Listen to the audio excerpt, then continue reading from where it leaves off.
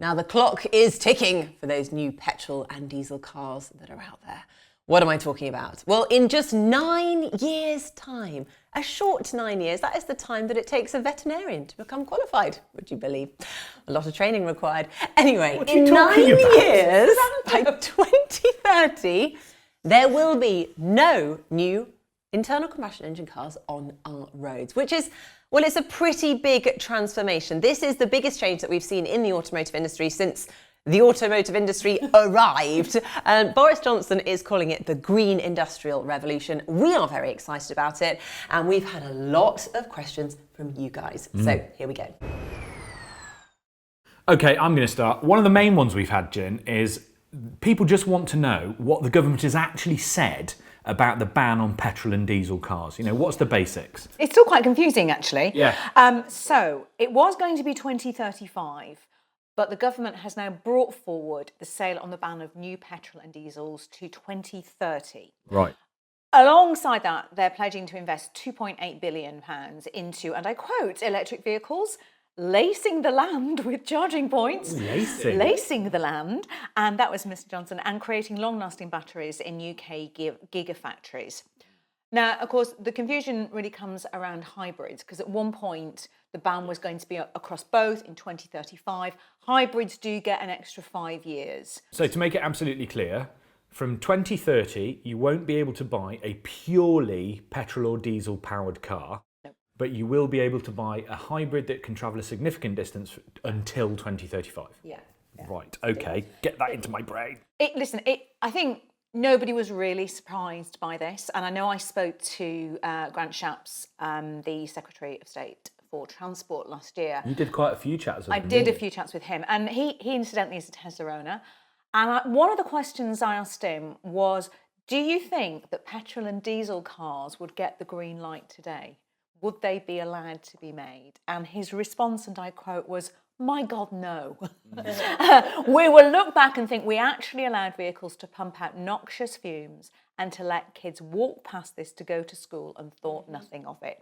So I think it's fair to say that there is huge support for this move within government. Yeah, it has to be.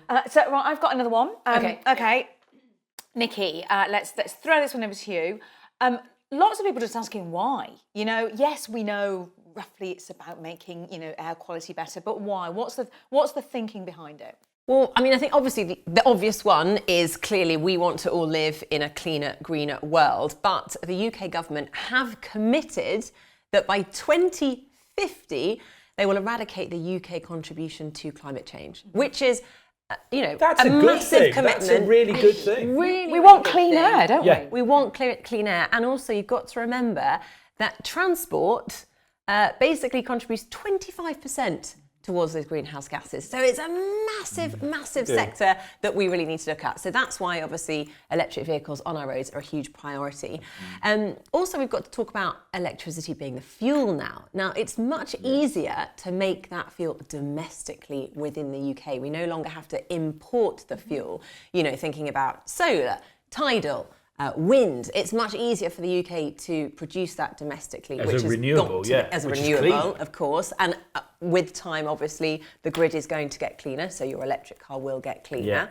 And although it seemed, I think, initially like this massive, unthinkable achievement, actually, if you look back in history, leaded petrol. Yeah, it's perfect. Smells delicious. Smells delicious. The known poison, lead. Yeah, exactly. We That's what made it smell good. We put toxins into our car and then breathed them all in. Wasn't it back out into wonderful? For about 3/4 of a century we did that. Exactly. Fortunately, they got banned. And it's always initially when something is banned, it's daunting because we don't like change, we don't understand how to approach it, but we're also brilliant at adapting. We'll get there. And we will get there. Gotcha, thank you. Okay, Miss Ford, one for you. With lots of questions around on social media about questions about, am I going to have to scrap my petrol and diesel car by 2030? So on that date, do we literally just have to take everything? We all drive to the graveyard of cars. Just push them into the sea. I've heard this so much that people think that cars are just going to be, someone's going to come and take your car off you in 2030 and put it in a crusher. That's actually not the case, because The ban is only on the sale of new solely petrol or diesel powered cars. So there will be cars being sold, they just won't be solely petrol or diesel. And how long do you think the average life of a car is on our roads? How long would you keep a car? Well, how long would I? Oh, no, not you, because you change them every other week. You keep on average a car for 3 years in the UK. So how many people keep that car till it dies? I do know the answer to this, actually. How many is it? It's 13.9 years. See, I thought it would be longer. Weirdly, I thought it would be longer, but that means that we're going to see cars on the road, and you're right, by the way, that means we're going to be seeing cars on the road way past 2030 deadline. And, you know, most of the cars that we're talking about will be around till the mid-2040s. You know, they're not just going to disappear, and they won't be illegal, but you're going to have to expect the numbers to start to tail off because manufacturers won't be investing in new petrol or diesel engines. The technology will be overtaken by production of electric, and I guess your choice is going to hybrid. dwindle, isn't it? Yeah. It will. It'll kind of disappear, and you'll still find petrol and diesel at filling stations because there'll still be vehicles out there that use it. It just possibly will be more expensive, and you won't have as much of it because some of those petrol stations are actually going to be converted to electric car charging. How great is it that by 2040, say, or most of the petrol stations will be converted into charging stations? It'll be the other way round now. So now you know you've got a petrol station, you might have one charger. Yeah. You'll end up with it completely switching. So you'll have one petrol pump and the rest will be chargers. And I don't necessarily think that's a terrible idea. You know, the infrastructure is something that we're concerned about around EVs. If it starts to be so that you don't have to worry about infrastructure, EVs will be more acceptable and more usable. I think the petrol and diesel stuff might well become more hobbyist. It's interesting. Lots of people, particularly if they haven't driven electric cars, will say, does this mean the death of fun cars? We love a V8. We do. And let's be honest, the reason that we all got into loving electric cars is because we were petrol heads first. Yes. So we all do genuinely love a V8. There is a lot of fun to be had in them, but there's also a lot of fun to be had in an electric car. You know, jump in the Taycan. I mean, come on, what is that? 0 to 60 in under 3 seconds. There are some incredible electric road cars at the moment. And also, I think the exciting thing we've got to look out for is that there's going to be this development of electric car platforms. So there's going to be a lot more interesting models available with different bodies. So for example, VW, we've got the ID3 at the moment, but they're proposing to build other cars like VW beach buggies or retro camper vans, all in electric form because they've got that electric car platform to start off with. And I also think that we'll probably end up with, you know, the really special cars that you want to keep are still going to be around. You're just going to do all the boring stuff in an electric car. Yeah. And there will be those kind of historic petrol engine cars knocking around. It's not the end of everything. It just means that if you're going to go to work or school or do some shopping, we won't have to have Vauxhall Astras and, you know, the boring cars. We'll keep the special stuff and get rid of the boring stuff. And there is a lot of special stuff to look forward to. I mean, we've got Pininfarina, Ferrari, Bentley, Lamborghini, Lotus, you name it, Porsche.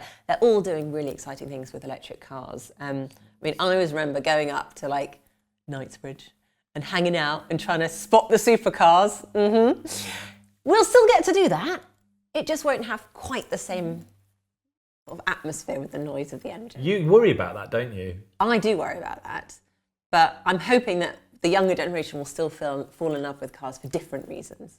So one of the questions is, what about my classic car? Will I still be able to drive it? If I do have my special V8 tucked away, Stop talking about your special V8, we're not interested. So, on to classic cars, and that is a great question, because the jury is really still out on this one. Look, the government is unlikely to upset millions of classic car fans, and let's face it, this is an industry that is worth a huge amount of money. Yeah.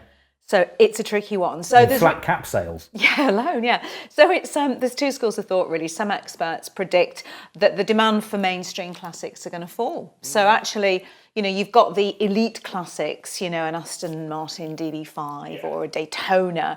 They will become hugely collectible museum pieces, and then that kind of middle range just will start to drop. So that's one school of thought. And then the second school of thought is that there's going to be a massive boom in them as petrol heads who can't get their fix from new petrol and diesel cars go off and buy them. Exactly. But whichever way it ends up falling, we're bound to see some restrictions into how they can be used, because ultimately they are going to still be producing the kind of emissions that the government has banned. So whether that comes in the form of road taxing or Fuel It's costs. going to be expensive, basically, isn't limiting it? their mileage. Expensive to Yeah, drive. absolutely. So either way, I think there's going to be huge changes for the classic car market. And it's just one of those things that it really just remains to be seen. Should we go out and buy a classic car? Yes. I think we should. Buy the mid-range retro Surely stuff that it's you got- wanted as a kid. Yeah. Surely the demand will go up because this is the end of an era. Well, you say that, but then equally, I've spoken to experts who say no. There is going to be a huge drop in the market. It can't sustain the numbers. So the truly desirable will be truly desirable, as I said, museum pieces. Yeah. But there is going to be a drop. So it's a gamble. It's not as reliable as Tesla shares. You should not buy a classic car. You should buy Tesla shares, but we're not offering financial. You should have We're bought really Tesla bad at that. shares, You should have yeah. bought Tesla shares. So where is that £2.8 billion that you mentioned being spent then? Where's it going? Well, first and foremost, which we're all, appreciating and enjoying at the moment, are the grants. There are government grants for electric cars and vans. Currently, the government will give £3,000 for a car and up to £8,000 towards a van, which is a significant contribution to the overall cost. Secondly, there are subsidies available to help install charging points. And actually one MP told us, he said, we can't tell people that they have to have an electric car without making it a viable situation for them. Yes. So I think that's going to be the most important thing, making sure the cost is brought down and making sure that we can have the charging infrastructure there at a relatively good price. Finally, they said there's going to be incentives of up to £1 billion to help create electric vehicle and battery manufacturing in the UK, which is pretty critical, particularly at the moment, obviously, the fact that we're no longer part of the EU. You're talking about gigafactories, aren't you? Yeah, and it's interesting because we've had questions about that. Why, lots of focus from the government in this about battery Making them production. here. Why is it important? What is a gigafactory? Why is it important we produce batteries here in the UK? Well, think about it. Like a gigafactory, it's just a fancy name for a very large production facility that makes batteries. That's all it is, really. I mean, But it sounds cool. It sounds really cool. It sounds like something from Gigafactory, Star Wars. yeah.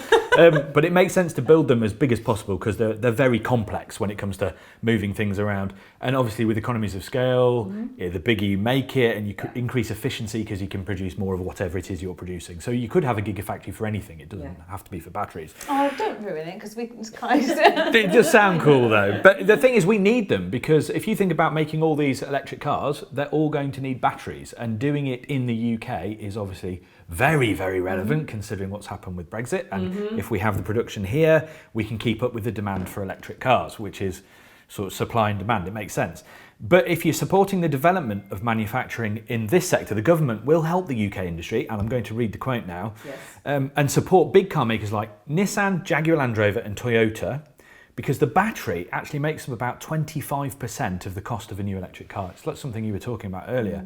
And the less we have to bring in those expensive components from global suppliers and bring it all into the UK, the better. Batteries are currently allowed to have 70% of materials from countries outside the EU or the UK.